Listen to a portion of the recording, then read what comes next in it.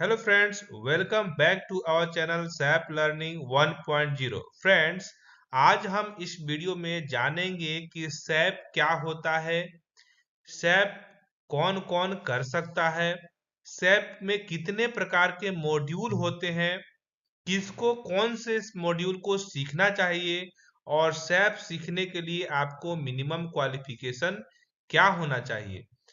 वैसे मैं अपने चैनल पे बहुत सारे वीडियो मैं सैप से संबंधित डाल के रखा हूँ, लेकिन यदि कोई बिगिनर्स जो बिल्कुल सैप के बारे में कुछ भी नहीं जानता है, उसको अगर सैप सीखना हो तो उसे कहाँ से शुरू करना चाहिए, आज मैं इस वीडियो में यह बताने वाला हूँ। और आज से कंटिन्यू मैं स्टेप बाय स्टेप बिल्कुल बिगिनिंग से बिल्कुल शुरुआत से मैं आपको सैप सिखाने वाला हूँ।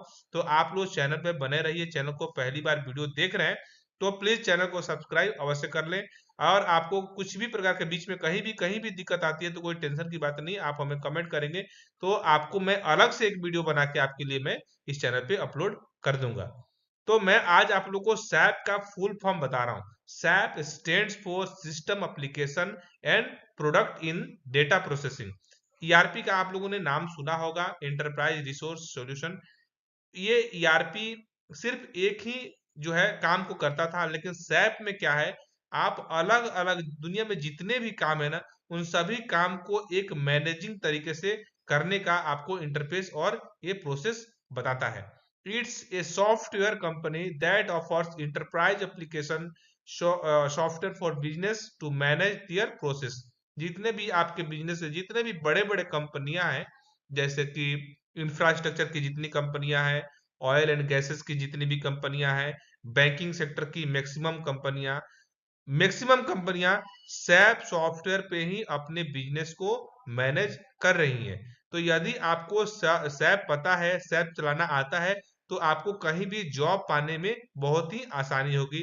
आपको मैकेनिकल से लेकर इलेक्ट्रिकल से लेकर कंस्ट्रक्शन से लेकर अकाउंट से लेकर जितने भी काम है, सब का सब काम सैप के अंदर में होता है। ये थी बेसिक बातें। अब मैं आपको बताता हूं कि सैप के कितने मॉड्यूल हैं और किसे कौन से मॉड्यूल सीखना चाहिए, क्योंकि सैप बहुत बड़ा सॉफ्टवेयर है और सब किसी की बस की बात नहीं है कि सारे के सारे मॉड्यूल सब कोई सीख ले। अगर सीख भी लेता है तो उसको वो सारे मॉड्यूल काम में नहीं आता है, क्योंकि जो जिस डिपार्टमेंट का है उसको सैप में उसी डिपार्टमेंट का काम करने के लिए मिलता है। जैसे कोई अगर एचआर का आदमी है तो उसे एचआर डिपार्टमेंट से संबंधित जो भी सैप में काम होते हैं वो सभी काम करने के लिए मिलता है।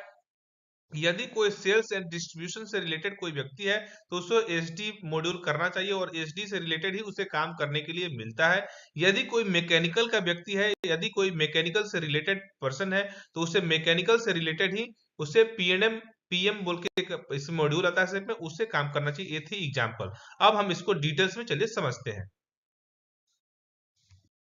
Hello friends, welcome back to our channel SAP learning 1.0। Friends, आज हम इस वीडियो में जानेंगे कि सैप क्या होता है, सैप कौन कौन कर सकता है, सैप में कितने प्रकार के मॉड्यूल होते हैं, किसको कौन से इस मॉड्यूल को सीखना चाहिए और सैप सीखने के लिए आपको मिनिमम क्वालिफिकेशन क्या होना चाहिए।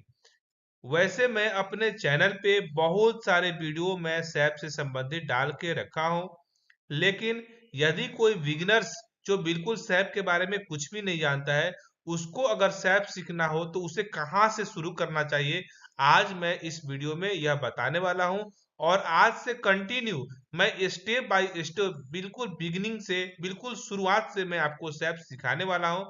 तो आप लोग चैनल पे बने रहिए। चैनल को पहली बार वीडियो देख रहे हैं तो प्लीज चैनल को सब्सक्राइब अवश्य कर लें।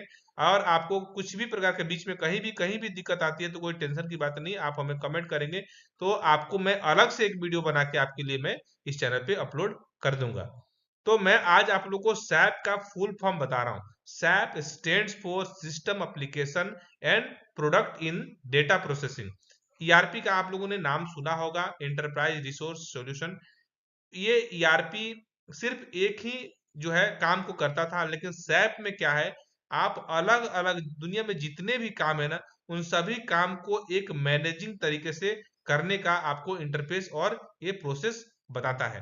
It's a software company that offers enterprise application software for business to manage their process. जितने भी आपके बिजनेस है, जितने भी बड़े बड़े कंपनियां हैं, जैसे कि इंफ्रास्ट्रक्चर की जितनी कंपनियां हैं, ऑयल एंड गैसेस की जितनी भी कंपनियां हैं, बैंकिंग सेक्टर की मैक्सिमम कंपनियां सैप सॉफ्टवेयर पे ही अपने बिजनेस को मैनेज कर रही हैं। तो यदि आपको सैप पता है, सैप चलाना आता है, तो आपको कहीं भी जॉब पाने में बहुत ही आसानी होगी। आपको मैकेनिकल से लेकर, इलेक्ट्रिकल से लेकर, कंस्ट्रक्शन से लेकर, अकाउंट से लेकर, जितने भी काम है, सब का सब काम सैप के अंदर में होता है। ये थी बेसिक बातें। अब मैं आपको बताता हूं कि सैप के कितने मॉड्यूल है और किसे कौन से मॉड्यूल सीखना चाहिए, क्योंकि सैप बहुत बड़ा सॉफ्टवेयर है और सब किसी की बस की बात नहीं है कि सारे के सारे मॉड्यूल सब कोई सीख ले। अगर सीख भी लेता है तो उसको वो सारे मॉड्यूल काम में नहीं आता है, क्योंकि जो जिस डिपार्टमेंट का है उसको सैप में उसी डिपार्टमेंट का काम करने के लिए मिलता है। जैसे कोई अगर एचआर का आदमी है तो उसे एचआर डिपार्टमेंट से संबंधित जो भी सैप में काम होते हैं वो सभी काम करने के लिए मिलता है। यदि कोई सेल्स एंड डिस्ट्रीब्यूशन से रिलेटेड कोई व्यक्ति है तो उसको एसडी मॉड्यूल करना चाहिए और एसडी से रिलेटेड ही उसे काम करने के लिए मिलता है। यदि कोई मैकेनिकल का व्यक्ति है, यदि कोई मैकेनिकल से रिलेटेड पर्सन है तो उसे मैकेनिकल से रिलेटेड ही उसे पीएनएम पीएम बोल के एक इस मॉड्यूल आता है में उससे काम करना चाहिए। ये थी एग्जांपल। अब हम इसको डिटेल्स में चलिए समझते हैं। अब हम जानेंगे कि advance your career in SAP. SAP सीखने के बाद आपका कैरियर किस किस फील्ड में, कौन कौन से डिफरेंट डिफरेंट रोल के लिए आप सैप सीख सकते हैं। सबसे पहला आता है SAP ABAP application developers designing SAP application. दूसरा आता है SAP functional consultant in different modules. तीसरा आता है सैप टेक्निकल आर्किटेक्ट। चौथा आता है सैप सॉल्यूशन आर्किटेक्ट। नेक्स्ट आता है सैप पोर्टल कंसल्टेंट। और नेक्स्ट आता है सैप पोर्टल डेवलपर्स। ये होता है सैप में डिफरेंट डिफरेंट रोल्स।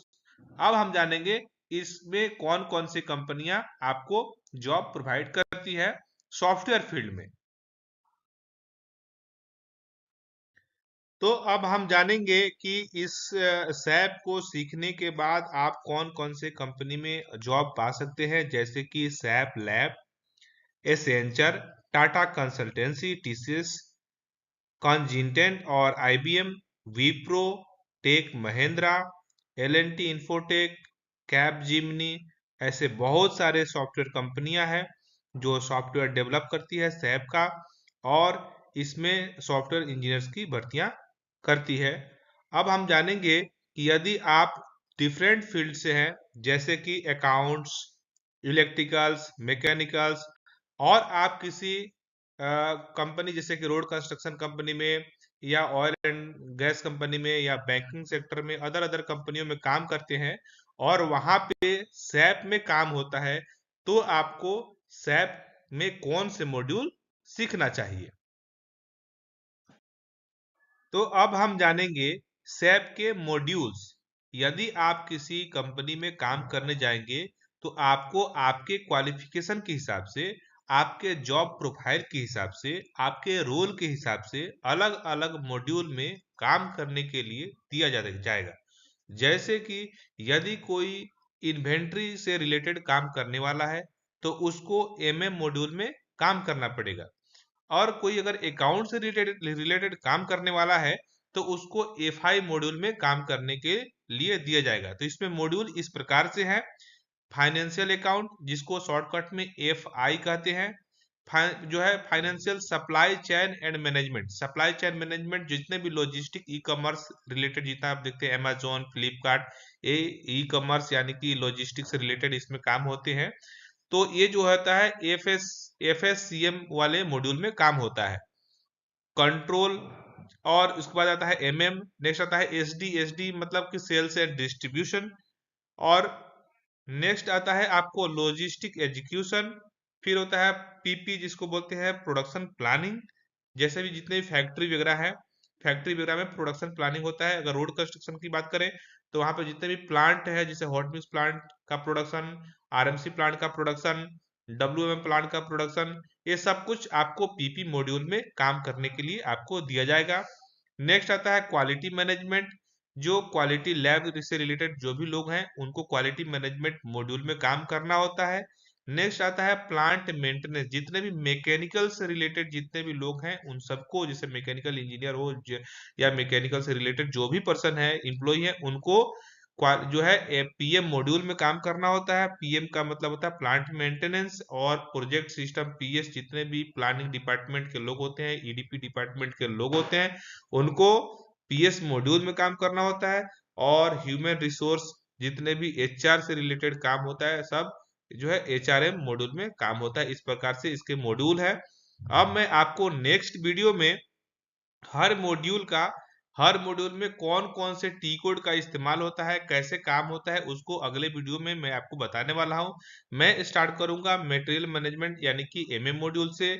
आपको सिखाऊंगा MM module, SD module, PM module और पीपी मॉड्यूल, क्योंकि मैं इन्हीं चारों मॉड्यूल में काम किया हूं और मुझे इसके बारे में प्रैक्टिकल नॉलेज है। मैं आपको इसके बारे में ए टू जेड बताने वाला हूं। तो आप लोग हमारे चैनल के साथ जुड़े रहिए। एक साथ में बहुत सारा वीडियो मैं आपको नहीं दे रहा हूँ क्योंकि आप खुद कंफ्यूज हो जाएंगे। तो मैं आपको स्टेप बाय स्टेप हर दिन एक एक वीडियो डालते जाऊंगा। आप उसके साथ अगर वीडियो के साथ पूरा ध्यानपूर्वक देखेंगे तो आपको सब समझ में आएगा। और इसमें कोई कंफ्यूजन आपको रह जाए तो आप हमें इस वीडियो पे बेझिझक कमेंट कर सकते हैं और पूछ सकते हैं अपनी सवाल। आपके सवाल का जवाब आपको आपकी जो है जितना कंफर्टेबल लैंग्वेज होगा उस कंफर्टेबल लैंग्वेज में मैं आपको बताऊंगा। आप इंग्लिश में चाहेंगे तो इंग्लिश में और हिंदी में चाहेंगे तो हिंदी में आपके सवाल का जवाब मिलता रहेगा। तो प्लीज वीडियो को लाइक कर दें और चैनल पे पहली बार वीडियो देख रहे हैं तो चैनल को सब्सक्राइब करना ना भूलें।